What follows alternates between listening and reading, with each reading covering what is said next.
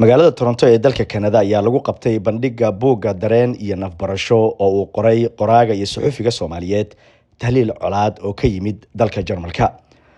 qoraaga buugga dareen iyo nafbarasho Tahliil Colaad ayaa ka hadlay muhiimadda buugga uu xambaarsan yahay iyo faa'iidada uu leeyahay bulshada. xaqiiqatan waxa halkaas laga soo safray oo halkan aan u imid waxa waaye fariintaan sidina waxa waaye buuggan arkaysaan oo dareen iyo nafbarasho meelo badan oo Jarmalka ku soo qabtay markaan dibadda soo baxay meeshii ugu horeysay aan maaragtay keeno u noqday Canada.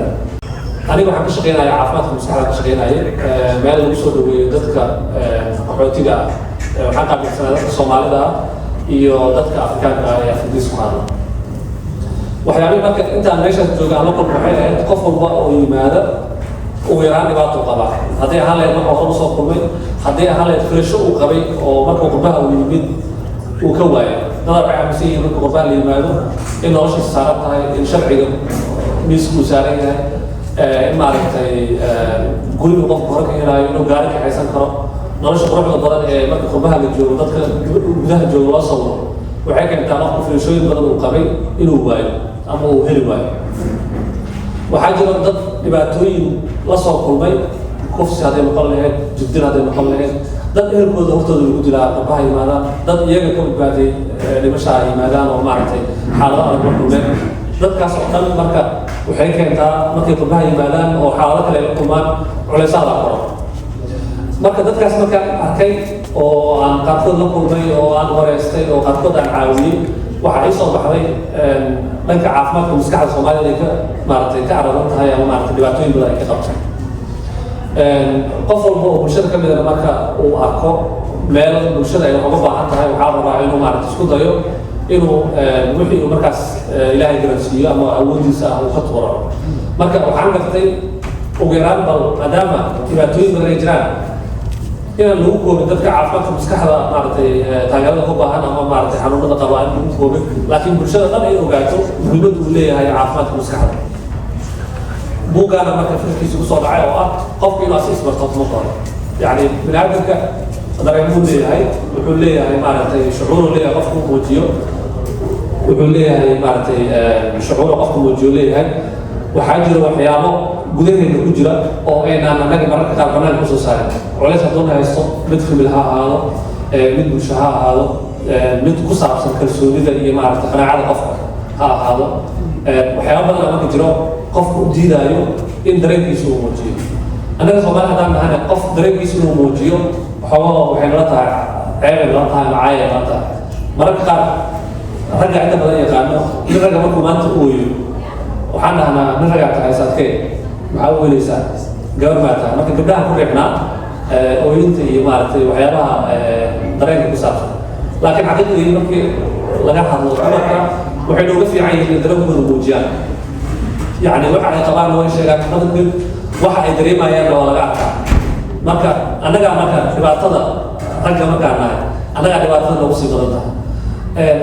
buugga marka wuxuu ka hadlayaa usoo noqonayaa buugga wuxuu ka hadlayaa horta kow qofka naftiisa inuu barto. bandhigga waxaa ka qayb galay qeybaha kala duwan ee bulshada Soomaaliyeed waxaana goobta isugu yimid siyaasiyiin xildhibaano culimo aqoon-yahano ciyaartooy hore haween dhalinyaro iyo saraakiil hore kuwaasoo dhammaantood bogaadiyey muhiimadda buugga iyo doorka uu Tahliil kaga jiro horumarinta bulshada. martidii madasha ka qayb gashay waxaa ka mid ahaa Faysal Xasan oo horey uga tirsanaa baarlamaanka gobolka Ontario ee dalka Canada iyo xildhibaankii bedelay Maxamed Firin oo ah xildhibaanka xaafadda York South Western ee magaalada Toronto oo Soomaalida ay ku badan tahay. Nicmo Faarax oo ku guuleysatay abaalmarinta doorka caafimaadka dhimirka kuwaas oo si gaar ah u ammaanay dadaalka Tahliil Colaad ee dhinacyada wacyigelinta horumarinta bulshada iyo muhiimadda caafimaadka maskaxda. barashada naftiisa waxa ugu horeeya adduunka runta ugu fiican waxa qofku inuu asaga isku waan mar naftaada markaad baratid waxa aad tahay waxa aad gudud waxa aad mu'artidid waxa aad uga shahay dan bulshada aad bulshada xataa especially those of you who are in service you know that and it's very muhiim qofka inuu reflection badan ku sameeyo maalintii waqti naftiisa u qaato inuu ma aragtay fiiriyo asiga naftiisa xataa waxyaabo badan waxaa jirto runtii qofka ka hoos bixi karto. marka it's very important buuggan waan akhrinayaa maadaama af Soomaali ku qoran yahayna. Too bad those of you who don't know how to read Somali. Maybe English version so that markaas kuwa especially say wallahi maaragtay Ingiriiska waa inuu soo qoraa. intii ay socotay munaasabada xildhibaan Maxamed Firin ayaa tahliil colaad guddoonsiiyay shahaado sharaf ka soo baxday xafiiska baarlamaanka gobolka Ontario isla markaana uu saxiixay xildhibaanka. shahaadadan ayaa lagu aqoonsaday kaalinta muuqata ee tahliil ka qaatay horumarinta iyo u taagnaanta muhiimadda caafimaadka dhimirka ee qurbo joogta.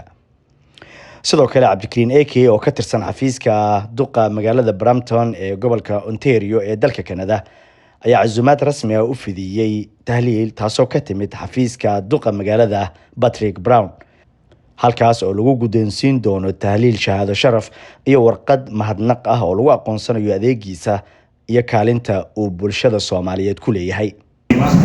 tahliil markaas ku soo wada Canada reer Toronto jecelku loo tusiyay markaas maysan ka kala hagran dhammaan ku wada imaadeen waxaan rajeynayaa haddii Ilaahay nafsi loo gaarsiiyo magaalada Brampton inaan kugu marti qaado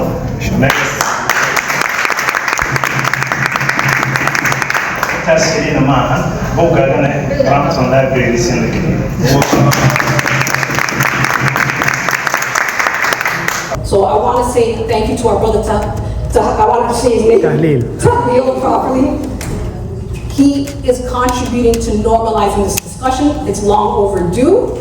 And it is important that we also continue on that work in normalizing the discussion around mental health and well-being as a community. And as I said, all of us have a role to play. The mothers, the fathers, the uncles, the imams, educators, writers, you all have a role to play. And it's also engaging those who sit in our political offices. They also have a role to play. We are their employers. When we elect people, you, the people, are the employers. So make sure you knock those doors and say, we cannot let another young person lose their life or not invest accordingly in mental health and well-being if we want our communities to thrive or if we want Canada as a whole to thrive. Because Somali Canadian youth and the Somali community here are also an integral part of the Canadian fabric. Thank you. bandhiga buugga dareen iyo nafbarasho ee Toronto ayaa ku soo dhamaaday jawi wanaagsan iyadoo ka qaybgalayaashu ay ku tilmaameen buugga mid xambaarsan fariimo dhiirigelin baraarujin iyo nafbarasho isla markaana muhiim u ah bulshada Soomaaliyeed qaybaheeda kala duwan iyadoo si gaar ah uu dhaxal u noqon doono jiilka soo koraya sida marti sharafta hadashay ay goobtu ka sheegeen. Xuseen Nur Xaaji, Toronto.